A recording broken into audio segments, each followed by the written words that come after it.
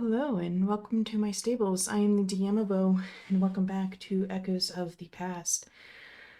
Last episode was much shorter than normal as it was just a session recap. Like I said last episode, my SSD got corrupted, so I lost 16 and 17's footage. So, short recap last episode, the party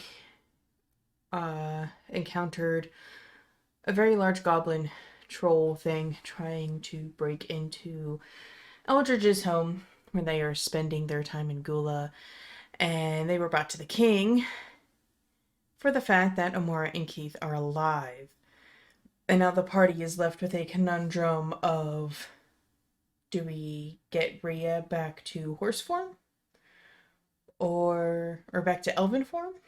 Or do we use it to save the dragon? This time, things get very interesting. Sage and Kirish woke up from horrid nightmares and decided to take a walk around the city limits, talk about their connections to everyone and each other. As they're about to walk out the door, Amora scares the living life out of them as she is just silently sharpening her sword.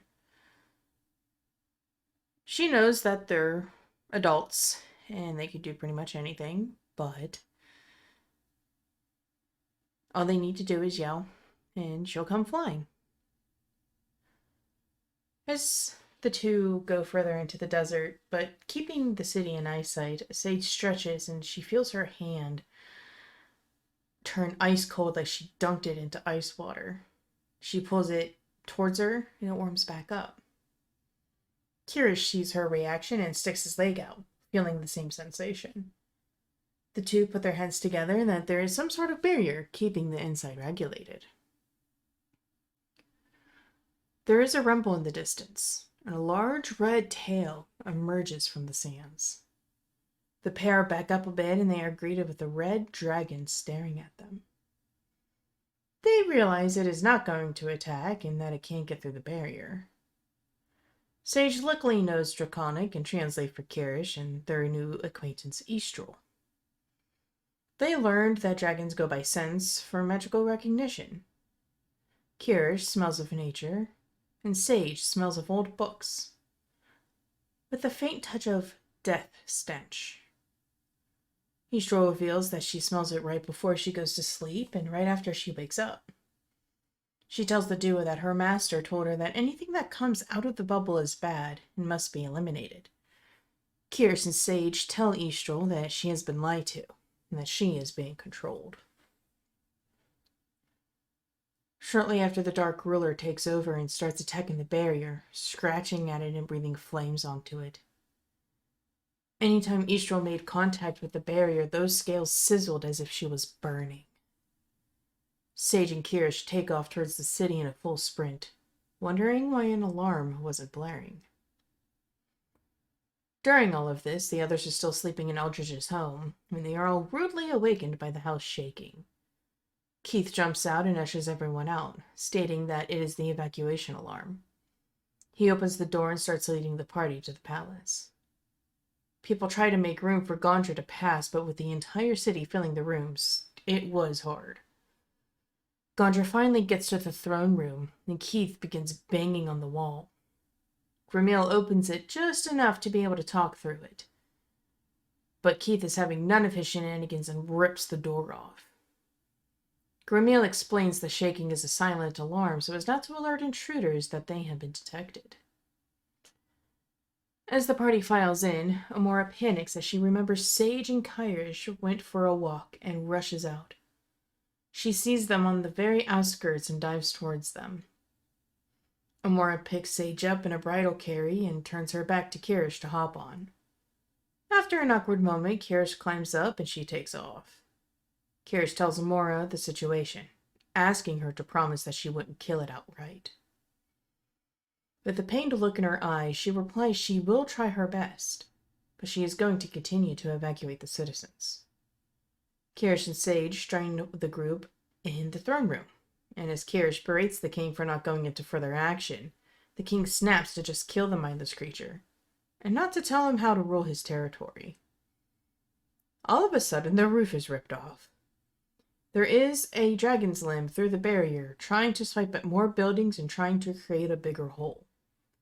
Amora looks apologetically at Kirish before taking off. As the party watches her, she begins a cat-and-mouse game with the limb, dodging and weaving in between the claws and corkscrewing around the limb. The king sighs and pulls a box from his pocket. Inside are 2 opals, and the king smashes them on the ground. A white mist surrounds him, and it dissipates. The party sees he has a pair of dragon wings. Omora is distracted by the flying king and gets caught in the dragon's grasp. She isn't using her sword, but is trying to free herself with bashing her shield against the dragon's claw. The king gets an earshot of the dragon, and he has a conversation with his brother. It is futile in the end, as the Dark Ruler says, "You feel so safe inside the walls you fortified. It's down you go when your walls fall like Tarn and Brolk." Riku and Sage freeze in horror and can only stare. The possessed Eastral drops Amora as she plummets through the air, but manages to use her shield to protect her front as she makes a shield-shaped hole in the palace floor. As she stands, this king screams, "Father!" to the heavens, and the dragon retracts her arm, leaving a decent hole in the barrier. Filled with rage and acting on instinct, Amora rockets upward with her shield first and connects with the dragon's chin, leaving a large gash and becoming a nuisance once again. A bright light comes shooting down from the heavens and envelops the king, turning him into a massive white figure. The god talks to the possessed dragon, saying how disappointed he was and that Mithrun had such promise. The Dark Ruler snickers and brushes it off, saying that it was his father's fault for sleeping with the Bukas. Kirish takes his chance at this distraction and uses Mage Hand to throw the jar of energy at the dragon. The jar does make contact, but doesn't yield the result Kirish hoped for. The jar shatters and a white mist begins circling around the beast. The large being sees this and adds his own magic to it. With this extra power, the mist found the wound Amora made. This mysterious power was enough to exorcise the Dark Ruler from the dragon, as her eyes go from pure black to a dull red, and her pupils extremely dilated. The white figure rises up to the dragon and puts his hand gently on Nistral's head and says, "Now sleep," as she slides into the soft sands below. Omora looks at the dragon, but she remembers her promise to Kirish. She begins to rejoin the others as the white figure seals the hole in the barrier. He bends down to talk to the party and thanks them for their help, and rewards them with white goo. He had snipped the tip of his finger and let the goop pool in the hole Amora made. The white figure shrinks and the king begins to free fall towards the ground. Amora dives for the rude king as Kirish's mage hand grabs an arm. Together they bring the unconscious king to his throne, but a few feet above it, Amora drops him, leaving the mage hand to do it alone. The king falls with a painful-sounding thud, and Amora inquires about the white puddle. As she goes to examine it, Korik goes to push her in, but he is too small to do so. Solus wants to join in on the fun and lends his brother his strength. Amora falls face first in the puddle, splashing it everywhere. It landed on Bert and Kirish, and it mended their wounds. It landed on Korik and made his armor stop mooing. Some landed on Rhea, which led to Riku and Keith gasp in shock and made Gondra tell her that she no longer had a tail and her horsehair was the color of her skin. Amora gets up and starts rinsing herself off with the water skin she carries, diluting any of the liquid that was on the floor. Bert sees what happened to Rhea and starts splashing more of it on her. The party sees her shrink in size and the hair falling off. She stops Bert from splashing more as there is not much left. And after Bert and Amora collect the pure puddle, There is a small cask and water skin left. The party discusses how they should use the rest of the liquid, and Amora comes up with an idea to use Riku's surgical skills to basically do a live surgery on the dragon using a summoned tiny viper provided by Korik. This viper would guide Riku's hand toward the phylactery after she dips her knife in the white liquid in order to safely and humanely remove the gem from the dragon's brain. The king wakes up and everyone asks him who or what that white figure was. He scoffs and looks at Riku when he asks if she is a true follower if she doesn't recognize her own patron god. Amorous had enough of the king and told him that how he treats his visitors and outsiders is disgusting. And she puts her sword to his throat, demanding he tell them everything. At this point, Gramil walks in and raises his crossbow to her, and Amora responds with the edge of her shield in Gramil's face. Kiris asks her to stand down, and she reluctantly does so and goes to walk out. Before she leaves, Kiris brings up the fact that he wants the party to go on without him, while he figures a way to save Eastrol. Riku tells him the exact same thing he told her. We work as a team! Amora says it would be dishonorable to let him be by himself. Keith brings up the fact that he still needs to teach Kirish the ways of the Duskblade, and that he holds his stone, so Kirish is stuck on the way. The other party members agree to stay with Kirish for as long as it takes. Amora goes to leave, but Grimil stands in her way and won't let her pass. He says an elven slur and spits at her feet. Amora retaliates with spitting right in the middle of his head. If you're going to do something, do it with a purpose. And walks out. As she leaves, Kirish thinks of how the soft sands make everything sink, and if there was a way to bring the dragon from the depths. Keith responds that it may be possible, but Gondra would have to ask, as their words hold more influence and power. He goes to leave as well, but Gramil blocks him. The two exchange growls and looks until Keith shoves Gramil out of the way. He parts, saying if they needed him, they know how to get him. Kirish, in a joking manner, chuckled, and offered for someone else to take it. Korik replied that, nah, Kirish could keep it. However, this was the last straw for Keith. He thought he found a new family that cared for him. He'd been traveling with them for a few months now, and all he got was offhanded comments. The only appreciation they gave him was when he strapped Amoras to his back to save her. They didn't even care that he gave his life to keep Amora alive long enough for the king to save her. They didn't even thank him. Was it because he was a lizard and shared the same race as the Dark Ruler? Was it because he wasn't super magical like Korik? Heal people's wounds like Bert and Riku? Make explosive shit bombs like Bert? Super strong like Amora and Rhea? Super smart like Sage? Or good looking as Kirish? Nothing changes. Once an outcast, always an outcast. Keith just clenches his fist, looks down at the ground, and walks away. The party continues discussing the dragon when a flock of flying creatures create shadows over the party.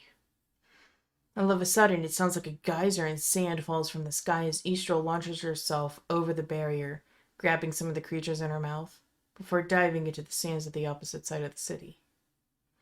The king aggravatingly tells the party to discuss this somewhere else, that as he is a city that needs tending to, and to finish the job he gave them. He orders Gramil to accompany them, just in case they run into trouble. So Gondra, Amora, Riku, and Gramil head to the desert outside of the barrier. They are on the solid path when they are greeted by 4 six-legged lizards, 2 of which are golden and spiky, and the other 2 are a dull brown with missing scales and flesh. Bone can be seen in various spots, and some of their tail is missing. The scene goes back to Death's Hall, where the Dark Ruler is thrown out of the mirror, and the mysterious hooded figure approaches to tend his master. The Dark Ruler goes flying in a rage, knocking back the figure and storming up to the second floor. He throws open the doors to a blonde-haired woman and a blue-haired woman's rooms and tells them to take the army to Gula. The blonde-haired woman is very sarcastic and replies, "You expect us to do a 3-month march? Who knows where they will be by that point?" The Dark Ruler hits the cheeky woman, but she does not flinch and rolls her eyes. He snarls, saying they will take the teleportation way and to get moving.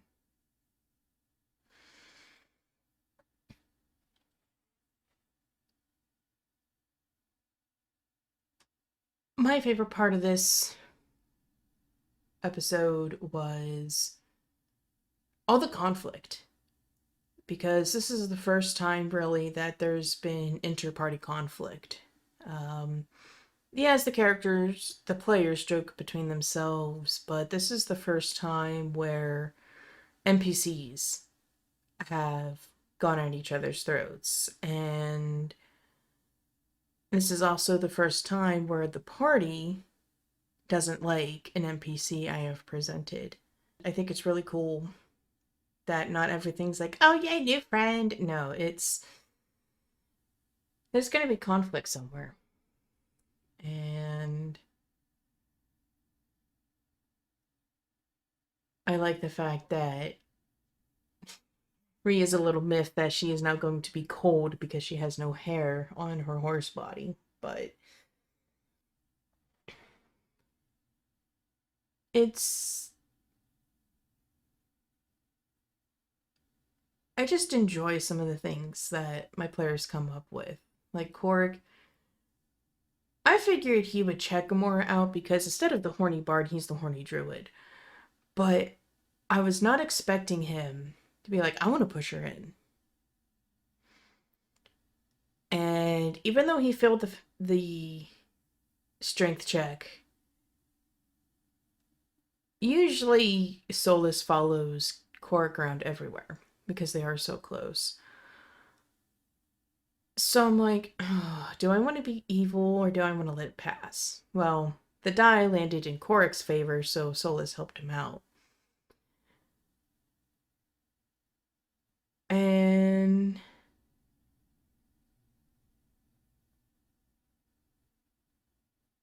I mean, just having them just think outside the box, because Kirish does not want to kill the dragons. Now that he knows that they're not acting on their own, he wants to save them. I wasn't planning that at all with this campaign. And you have a few people that are like, "Yeah, you know what, let's try and save the dragons." And then you have the cleric going, "Kill them all!" You know, I swear he has like a little bit of barbarian blood in his dwarven body. But the next episode, you will see the gang is all back together, just as how it should be. Thank you all so much for listening. I hope you enjoyed that. If you did, leave a like down below and comment on your favorite part of the mini episode. Don't forget to peck that bell and scratch the subscribe button so you know when the next video is coming out. I hope y'all are having a great one, and I will see you in the next video. DMobo out.